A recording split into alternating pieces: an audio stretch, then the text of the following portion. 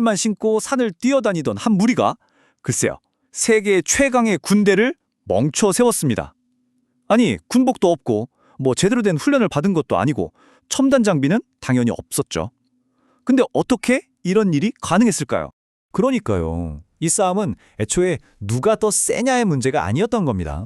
핵심은 바로 이거예요. 누가 다르게 싸우는가. 정말 이 한 문장이 이 모든 상황의 역설을 그냥 완벽하게 보여주는 거죠. 자, 이 표를 한번 보세요. 왼쪽을 보면 F-15 전투기에 수십억 달러 자금에 위성 정보까지 말 그대로 최첨단으로 무장한 연합군이죠. 근데 오른쪽은요. 게릴라 전술, 험준한 산, 그리고 샌들입니다. 이게 말이 되는 대결인가요? 정말 믿기지가 않죠. 그러니까요.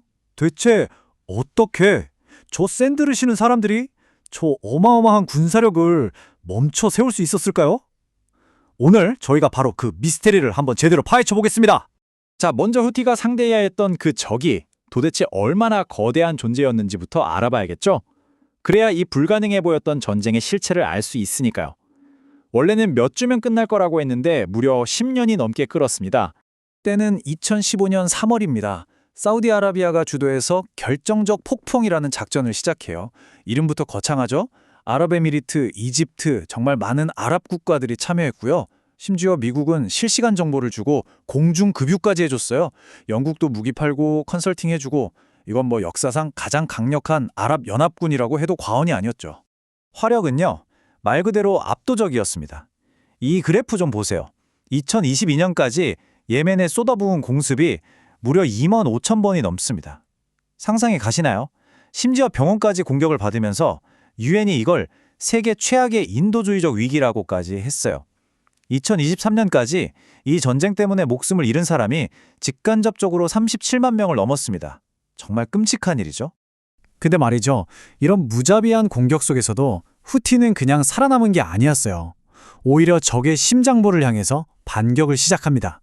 이 숫자 570만. 이게 바로 그 충격을 보여주는 겁니다. 2019년 9월 14일 후티가 드론이란 미사일을 쏴서 사우디의 심장 아람코 석유 시설을 공격합니다. 이 단 한 방으로요. 전 세계 하루 석유 공급량의 무려 5%, 그러니까 하루 570만 배럴 생산이 그냥 멈춰버린 거예요. 와, 전 세계 에너지 시장이 그야말로 마비 직전까지 갔었죠. 자, 그럼 대체 후티의 이 끈질긴 힘은 어디서 나오는 걸까요? 무기가 좋아서? 전혀요. 그 답은 바로 그들의 역사와 문화 속에 숨어 있습니다. 지금부터 그 뿌리를 한번 따라가 보겠습니다. 후티를 이해하려면 먼저 자이드파라는 걸 알아야 해요.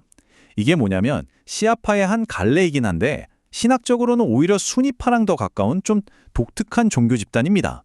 무려 1000년 넘게 예멘 북부 사람들의 정체성을 만들어 온 거죠. 이 저항의 시작은 1990년대로 거슬러 올라갑니다. 당시에 사우디 돈을 받은 와하비즘이 퍼지면서 자이드파의 정체성이 흔들리기 시작했어요.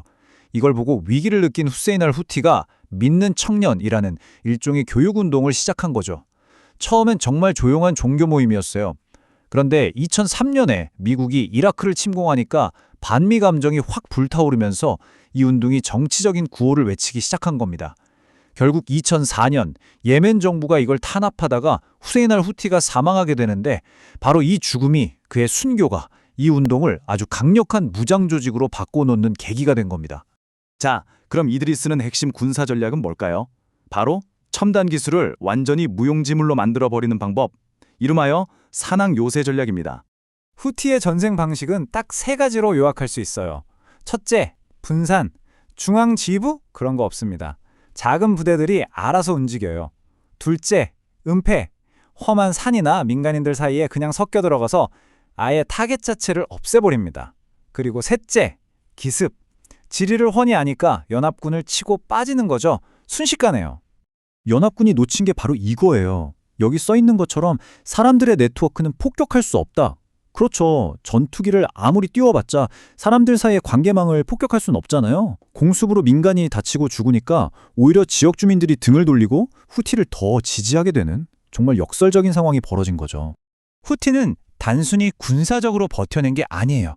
아주 영리한, 어찌 보면 교활한 정치적 수완으로 권력까지 장악합니다. 어떻게 반군이 한 나라의 지배자가 될 수 있었는지 그 과정을 한번 보시죠.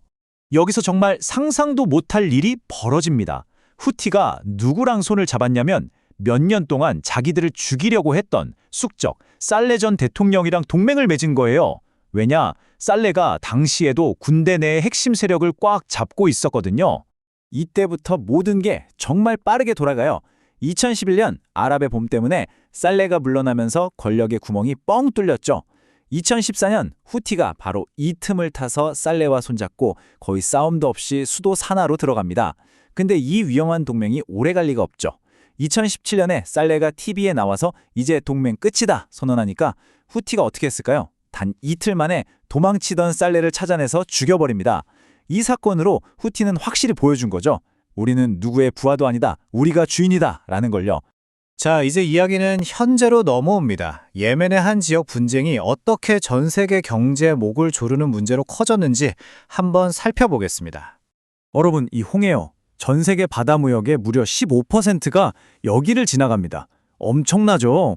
그런데 2023년 말부터 후티가 우리는 팔레스타인과 함께 한다면서 이 길을 지나는 배들을 공격하기 시작한 거예요. 말 그대로 세계 경제의 대동맥을 꽉 막아버린 거죠. 결과는요, 바로 나타났습니다. 머스크, MSC, 이름만 대면 다 아는 세계적인 해운사들이 홍해를 포기하고 저 멀리 아프리카로 뺑 돌아가기 시작했어요. 이러니까 운송기간은 최대 2주나 늘어나고 운임은 3배 넘게 뛰어버렸습니다. 세상에 예멘의 한 단체가 전 세계 물류망을 그냥 마비시켜버린 겁니다. 결국 2024년 1월 미국과 영국이 직접 나섰습니다. 보복 공습을 시작했죠. 근데 그래도 후티의 공격은 멈추지 않았어요. 세계 최강의 해군이 직접 나섰는데도 이들을 막지 못했다는 거. 이게 뭘 의미할까요? 우리가 오늘 이야기한 핵심을 다시 한번 보여주는 거죠. 자, 이제 이야기를 마무리하면서 마지막 질문을 하나 던져보겠습니다. 만약에 이제 더 이상 압도적인 화력이 승리를 보장해주지 못한다면 과연 다음 전쟁은 어떤 모습일까요?